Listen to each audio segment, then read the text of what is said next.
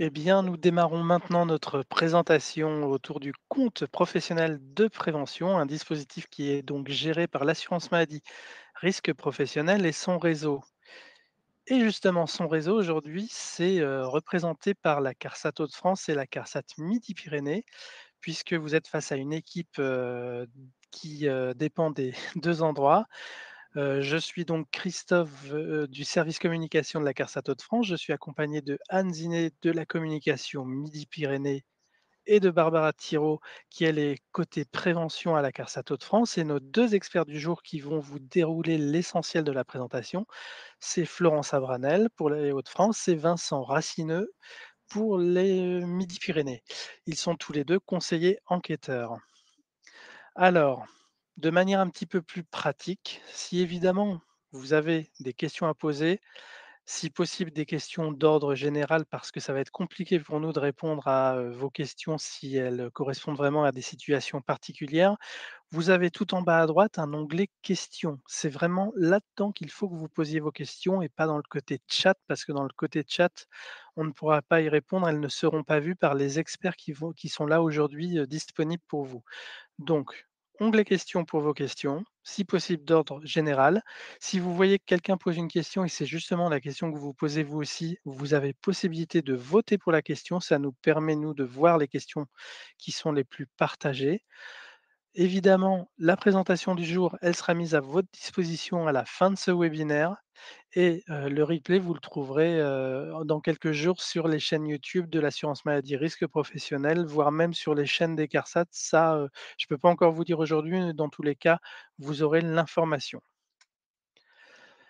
Pour vous rappeler, qui nous sommes, évidemment, là aujourd'hui, vous êtes face à des CARSAT qui dépendent notamment de la Caisse nationale d'assurance maladie, partie risque professionnel. Nous sommes là pour prévenir les risques professionnels, fixer les taux de cotisation AT-MP des entreprises, mais évidemment aussi indemniser et accompagner toutes les victimes d'un accident du travail ou d'une maladie professionnelle. Pour vous résumer rapidement l'environnement, les CARSAT, l'assurance maladie risque pro, notamment la Caisse régionale Île-de-France, les CGSS s'occupent de la prévention et de la tarification, donc versant employeur. Les CEPAM et les CGSS s'occupent de la reconnaissance et de la réparation, donc plutôt des salariés victimes. On fait tous partie de ce qu'on appelle le régime général et de la sécurité sociale qui notamment fête ses 80 ans en ces temps. Et nous avons deux organismes en appui pour nos actions, l'INRS et Eurogip. Avant de passer la parole à nos experts, le sommaire en quelques mots. Eh bien, tout d'abord, on va vous résumer ce qu'est le compte professionnel de prévention. On va parler ensemble des facteurs de risque, de la manière d'acquérir des points, évidemment de l'utilisation de vos points, de la possibilité de faire une réclamation si vous contestez votre situation et des services en ligne qui sont à votre disposition. Et maintenant, on rentre dans le vif du sujet. Je passe tout de suite la parole, tout d'abord, à Vincent. Bonjour à tous. Donc, moi, je vais vous présenter le dispositif, le C2P, en quelques mots. Ce dispositif a été créé en 2014 avec la loi du 20 janvier qui garantit l'avenir du système des retraites. Au début du dispositif, il a été nommé le C3P pour le compte personnel de prévention pénibilité et mis en vigueur au 1er janvier 2015. Une date importante aussi à retenir pour ce dispositif, c'est 2017 avec les ordonnances Macron qui réforment le dispositif pour l'intégrer dans la branche risque professionnel et pour écarter du dispositif 4 facteurs qu'il y avait au début du dispositif, c'est-à-dire les vibrations, les postures pénibles, les manutentions manuelles de charge et les agents chimiques dangereux. Et une dernière date à retenir pour le dispositif, c'est 2023, avec la loi du 14 avril 2023 et la dernière réforme des retraites, qui a permis un déplafonnement du C2P pour le nombre de points, une nouvelle règle d'attribution des points en cas de pluriexposition, un abaissement des seuils pour 2 facteurs, les facteurs, travail de nuit et travail en équipe successive alternante, une revalorisation des points C2P pour la formation, le temps partiel et le départ à la retraite et dernière modification, mais plutôt une création, une nouvelle utilisation des points, la reconversion professionnelle. Alors la philosophie globale du dispositif avec ses objectifs, c'est de contribuer à réduire les effets de l'exposition aux risques professionnels. En faisant quoi? En favorisant la formation et la reconversion professionnelle, en réduisant les temps d'exposition des salariés via le temps partiel, en bénéficiant d'un départ anticipé à la retraite et en incitant l'employeur à mettre en place des mesures de prévention. Quels sont les salariés concernés par le dispositif? Alors, les salariés concernés sont les salariés du régime général ou de la mutualité sociale agricole, la MSA. Et ces salariés, il faut qu'ils soient employés par une personne publique avec un contrat de droit privé, que ce soit en CDI, CDD ou en intérim. Ces contrats, il faut qu'ils soient d'une durée supérieure ou égale à un mois, peu importe la nature du contrat, CDI, CDD, intérim ou contrat spécifique comme l'apprentissage. Et ces salariés, ils doivent être déclarés exposés par leur employeur à un ou plusieurs des 6 facteurs en vigueur dans le cadre du C2P. Ce qu'il faut savoir, c'est que les nouveaux embauchés, à partir du 1er septembre 2023 des entreprises des anciens régimes spéciaux tels que la RATP, Banque de France ou les industries électriques et gazières sont également concernés par le C2P. Les salariés non concernés par le dispositif sont donc les salariés détachés en France, les stagiaires, les agents publics, les salariés affiliés à un régime spécial de retraite et les salariés des particuliers employeurs. Heu, les grands principes du C2P reposent sur, 2 obligations de l'employeur. La première, c'est l'évaluation par l'employeur. Quelle que soit la taille de l'entreprise et son statut juridique, l'employeur est censé et doit évaluer l'exposition des salariés aux facteurs de risque concernés par le C2P. Cette évaluation, elle est annuelle et l'exposition des salariés est appréciée en moyenne sur l'année dans les conditions habituelles de travail au regard des seuils fixés par les décrets et bien sûr après application des mesures de protection individuelles et collectives. Une fois que cette évaluation est réalisée par votre employeur, ce dernier effectue la déclaration via sa DSN ou le logiciel de paye. Cette déclaration est annuelle. Ça permet une acquisition de points par les salariés et ces salariés peuvent ensuite, avec l'acquisition des points, utiliser ces derniers de 4 façons: via la formation, le temps partiel, la retraite et la reconversion professionnelle. Quels sont les facteurs de risque concernés par le dispositif du C2P, le compte professionnel de prévention? Il en existe donc 6 que vous voyez sur cette slide et je vais revenir sur chacun des 6 facteurs avec les différents seuils réglementaires. Le premier facteur sur lequel je vais porter mes explications est le facteur travail de nuit. À quoi correspond le facteur travail de nuit? Il faut qu'un salarié, pour être considéré exposé au facteur travail de nuit, effectue à minima 1 heure de travail entre minuit et 5 heures du matin et sur une durée minimale de 100 nuits par an. Donc, ce qu'il faut bien préciser, c'est que lorsque votre employeur évalue l'exposition d'un salarié, il ne prend pas en compte les nuits effectuées dans les conditions du travail en équipe successive alternante, le facteur que je vais vous présenter par la suite. C'est vraiment spécifique à des salariés qui font du travail de nuit. Le second facteur est le facteur travail en équipe successive alternante. À quoi ça correspond? Le facteur travail en équipe successive alternante, euh, il y a un seuil qui est de 1 heure de travail entre minuit et 5 heures du matin, et ça sur 30 nuits dans l'année. Ce qu'on entend par travail en équipe successive alternante, c'est les salariés qui se relaient sur le même poste avec un rythme défini. sur des horaires différents sur plusieurs jours, souvent plus communément appelé le 2-8, 3-8 ou travail en équipe ou travail posté. Troisième facteur, les activités en milieu hyperbare. Là, il s'agit des activités exercées à une intensité minimale de 1200 hectopascales, et ça sur 60 interventions ou travaux par an. On retrouve ce facteur pour des salariés bien souvent qui travaillent sur des travaux publics sous-marins ou dans des caissons hyperbares dans le milieu hospitalier, par exemple. Euh, pour rappel, la définition du milieu hyperbare, ça désigne un environnement dans lequel la pression ambiante est supérieure à la pression atmosphérique normale.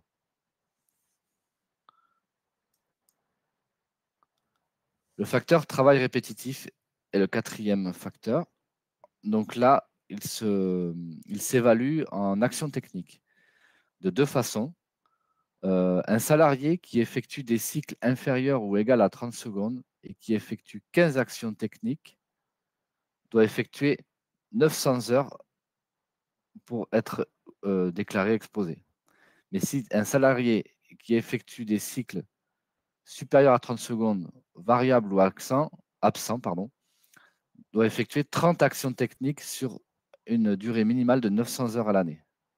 Ce qu'il faut bien entendre par travail répétitif, c'est les salariés qui effectuent des mouvements répétés, sollicitant tout ou partie des membres supérieurs, donc les épaules, bras, poignets et mains, à une fréquence élevée et sous une cadence contrainte. Euh, on peut caractériser ça par le travail à la chaîne, bien souvent. Le cinquième facteur est le facteur température extrême. Les températures extrêmes, à quoi ça correspond? Donc, il faut qu'il y ait à minima une intensité en température inférieure ou égale à 5 degrés ou au moins égale à 30 degrés sur une durée minimale sur l'année de 900 heures. Les températures à prendre en compte, sont des températures en intérieur.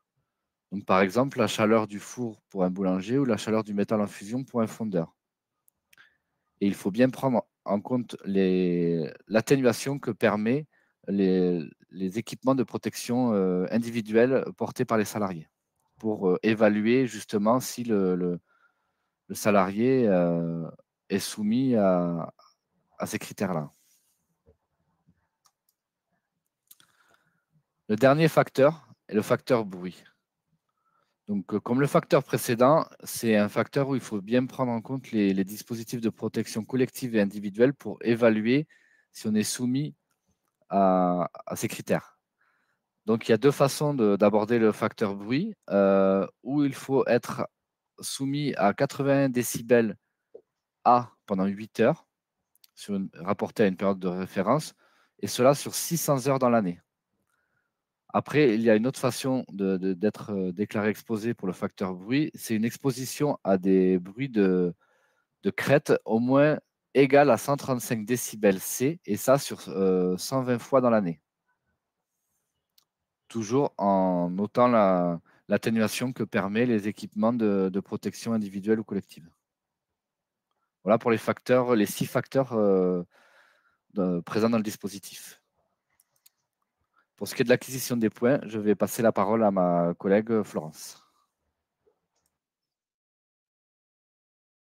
Merci Vincent. Bonjour à toutes et à tous. Donc ici, je vais vous expliquer comment le salarié va acquérir ses points. Tout d'abord, pour une période d'exposition de 3 mois, donc si le salarié est exposé à un facteur, il obtiendra 1 point. Donc, ce qui veut dire que sur l'année, le salarié obtiendra donc 4 points pour l'exposition à un facteur. S'il est exposé à 2 facteurs, il aura 8 points, 3 facteurs, 12 points, voilà, etc. Donc chaque année, le compte du salarié est alimenté par son nombre de points qui suite à la déclaration donc DSN de l'employeur. Donc les salariés peuvent cumuler donc autant de points, hein, voilà, avec la modification par rapport à la réforme de retraite, donc déplafonnement du seuil de points. Donc le salarié pourra acquérir, voilà, plus de 100 points sur la totalité de sa carrière. Et le compte sera donc clôturé donc suite à son départ à la retraite ou son décès. Le salarié donc pourra et aura la possibilité de contester son nombre de points s'il n'est pas d'accord avec son nombre de points ou s'il n'a pas reçu son relevé, donc absence de déclaration de la part de l'employeur, donc dans les 2 ans qui suivent l'année d'exposition de remise en cause. Donc cette partie sera expliquée un peu plus tard dans cette présentation. Donc les relevés de points, donc comme dit précédemment, en fait, à partir du moment où le salarié est déclaré, le salarié donc réceptionne un relevé de points donc par courrier, donc s'il n'a pas son espace personnel ou alors, donc si vous avez, voilà, créé votre espace personnel, alors dans ce cas-là, vous pouvez le télécharger, donc via votre espace. Donc sur ce relevé de points, vous pourrez, voir, donc le nombre de points, acquis, sur l'année, la période d'exposition à laquelle vous avez été, exposé et le facteur, par lequel l'employeur vous a déclaré. Donc vous allez recevoir ces relevés de points, donc chaque année au mois de juin, début juillet. Donc comment utiliser vos points? Donc Vincent vous a expliqué, voilà, les 4 modalités différentes, des points. Donc nous allons voir un par un, voilà, par détail, comment utiliser, ces points. Donc tout d'abord, la première modalité d'utilisation est donc le financement d'une formation professionnelle. À savoir que les 20 premiers points donc sont réservés à la formation professionnelle ainsi qu'à la reconversion professionnelle.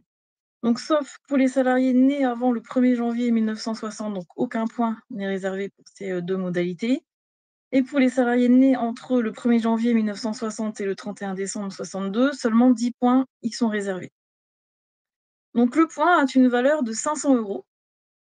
Les points sont utilisables un par un et donc vous devez, dans un premier temps, utiliser le budget, voilà, le financement que vous avez sur votre, CPF, votre compte personnel de formation. Et après avoir utilisé, voilà, le budget sur le CPF, là, vous pouvez utiliser vos points C2P. Donc qui vous permettront, voilà, de financer toute ou une partie d'une formation professionnelle. Donc la démarche, à effectuer donc dans un premier temps est de rencontrer un conseiller en évolution professionnelle, qui vous permettra, voilà, avec lui, d'échanger, d'identifier votre, la formation que vous souhaitez, réaliser, donc sur le portail, CPF. Ensuite, très important, vous devez, mobiliser vos points sur votre espace personnel. Donc vous devez bloquer vos points et faire la demande sur, l'espace salarié. Et ensuite, au niveau de la finalisation de la demande se fait sur le site du CPF. Ensuite, donc deuxième modalité de points pour la reconversion, donc même modalité, enfin exception, au niveau des points, les 20 premiers points sont réservés, voilà, à la reconversion. Le point est, égal à 500 €. Donc ici, vous pouvez financer donc un parcours de reconversion professionnelle, donc qui vous, vous devez trouver un métier qui ne vous donne plus une exposition à la pénibilité. Donc en dehors du temps de formation ou alors, sur le temps de travail à voir. Donc les points sont utilisables un par un. Donc la démarche à faire ici pour cette modalité, donc être, accompagné par un conseiller, d'évolution professionnelle qui permettra, d'identifier avec vous la définition de votre projet, vous orienter vers les formations et identifier les financements. Ici, vous devez également faire la demande via l'espace, salarié, donc du C2P et ensuite l'instruction du dossier, et la prise en charge est faite par les transitions professionnelles. Donc la troisième modalité est donc l'anticiper son départ à la retraite. Alors en effet, cette, utilisation de points va vous permettre donc d'anticiper votre, départ à la retraite, soit donc en anticipant l'âge légal à la retraite ou alors donc ça va vous permettre de réduire un peu, enfin d'utiliser les points pour, votre nombre de trimestres ou alors également si vous n'avez pas le taux plein, vous pouvez donc utiliser les points pour accéder justement à un taux plein à 50. Donc les points sont utilisables ici par bloc de 10. Donc 10 points est égal à 1 trimestre de majoration de durée d'assurance. Vous pouvez mobiliser vos points donc à partir de 55 ans. Donc là, vous devez aller sur votre espace, salarié, et mobiliser, vos points par ce biais. Donc le départ anticipé, donc c'est maximum 2 ans avant, l'âge légal de la retraite. Donc vous ne pouvez pas partir plus de 2 ans avant l'âge légal de la retraite. Donc, dans un premier temps, au niveau des démarches, vous devez rencontrer un conseiller retraite, donc qui pourra vérifier avec vous donc l'impact sur votre carrière, donc ce qui est très important, hein, avec votre relevé de carrière et voir vos droits à la retraite. Et ensuite, vous devez demander donc l'utilisation des points donc sur votre espace personnel salarié. Et votre compte est clôturé donc suite à votre départ à la retraite. Et la donc 4e et dernière modalité, donc qui est l'aménagement du temps de travail. Donc ça va vous permettre donc de réduire votre temps de travail, donc sur une période définie, hein, que vous choisissez, donc sans perte de salaire. Donc l'employeur assure le maintien de votre rémunération à 100 %. Vous pouvez choisir de réduire votre temps de travail entre 20 % et 80 %. Et donc pour les salariés de moins de 60 ans, vous ne pouvez pas utiliser plus de 80 points donc dans le cadre de cette modalité d'aménagement du temps de travail. Donc les points sont utilisables par bloc de 10. Ensuite, la durée est modulable, donc selon la baisse de travail, hein, enfin le pourcentage de réduction de temps de travail et par rapport au nombre de points que vous allez utiliser. On va voir ça dans la slide suivante. Et la démarche donc pour utiliser ces points pour aménager son temps de travail, donc la première chose à obtenir, c'est l'accord de votre employeur. Étant donné qu'il va y avoir une modification au niveau de votre contrat de travail, l'accord est obligatoire de la part de votre employeur. Donc vous devez également donc mobiliser vos points sur votre espace personnel C2P. Donc un avenant est effectué entre voilà, les 2 parties, hein, pour dire que vous réduisez votre temps de travail. Et ensuite, nous demandons plusieurs pièces à l'employeur, notamment les avenants, les bulletins de salaire, le RIB, afin que le financement soit fait par le C2P. Donc comme exemple ici, si vous voulez, admettons, réduire votre temps de travail de moitié, donc à 50 % et vous utilisez 10 points, donc ça vous fait 120 jours donc de financés par le C2P. Donc vous pouvez observer qu'ici, plus vous prenez de réduction de temps de travail, donc à 80 %, moins vous aurez de jours de financement par le C2P. Et moins vous prenez de réduction de temps de travail, donc 20 %, ce qui fait une semaine de 4 jours, là vous aurez voilà 300 jours de prise en charge par le C2P. Voilà, ce que j'aimerais rajouter par rapport à cela, c'est que vos points de formation, donc les 20 premiers points sont réservés à la formation.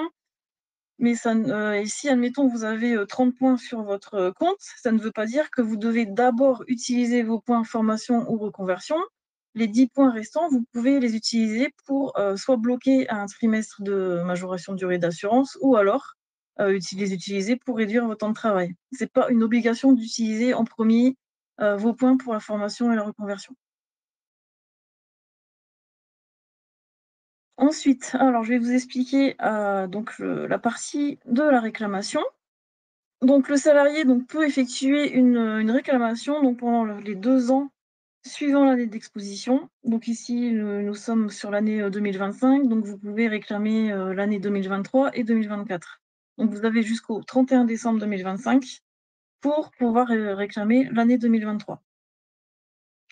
Donc si vous êtes en désaccord avec votre nombre de points, hein, que vous avez vu sur votre relevé, vous devez voilà, échanger avec votre employeur. Donc si aucun accord n'est trouvé, vous devez donc porter réclamation donc par courrier auprès de votre employeur. Donc si la réponse ne vous satisfait pas ou si vous n'avez pas de réponse dans le délai imparti des 2 mois, alors vous pouvez donc déposer une réclamation auprès de la CARSAT compétente. Donc le dossier du salarié donc sera étudié par rapport à sa recevabilité et donc un conseiller enquêteur interviendra à ce moment-là pour vérifier donc l'effectivité et l'exhaustivité de la déclaration de l'employeur. Donc ici voilà, la réclamation est représentée sur un schéma donc récapitulatif. Donc ici on est sur la première partie en haut à gauche, donc sur une notification de contestation de l'employeur par le salarié. Donc vous devez attendre 2 mois avant d'avoir la réponse de votre employeur.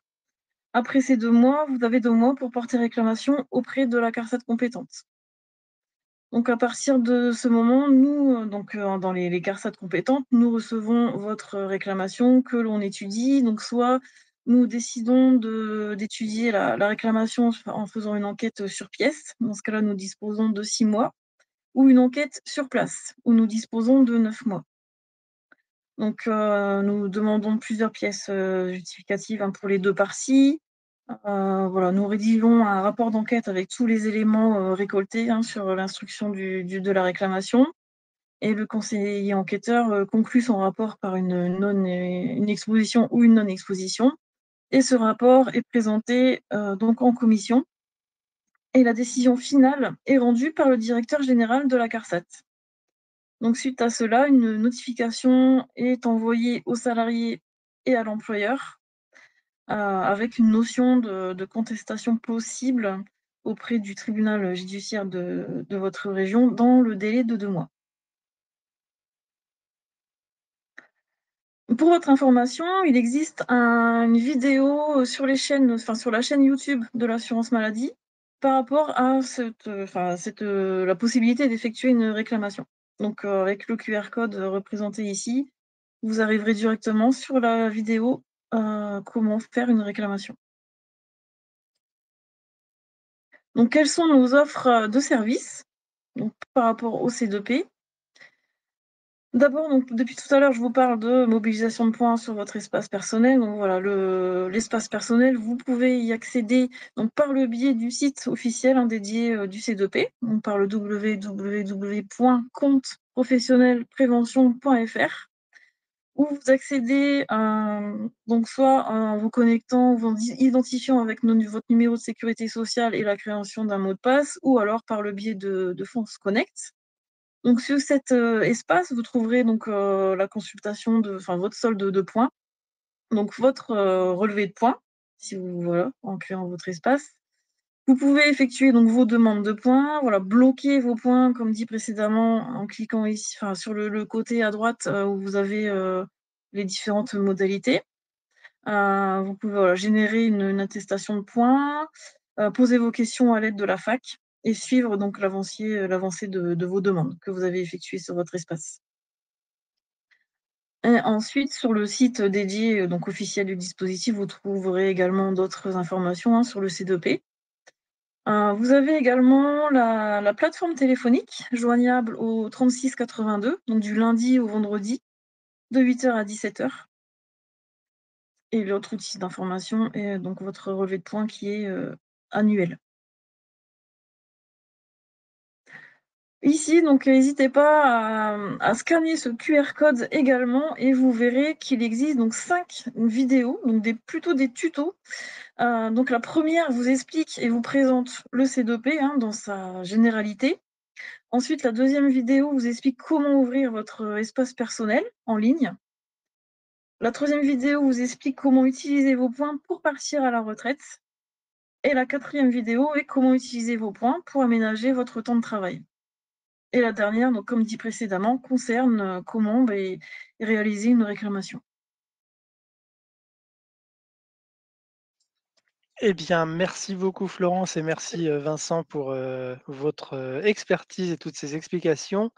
Et on repasse tout de suite au direct.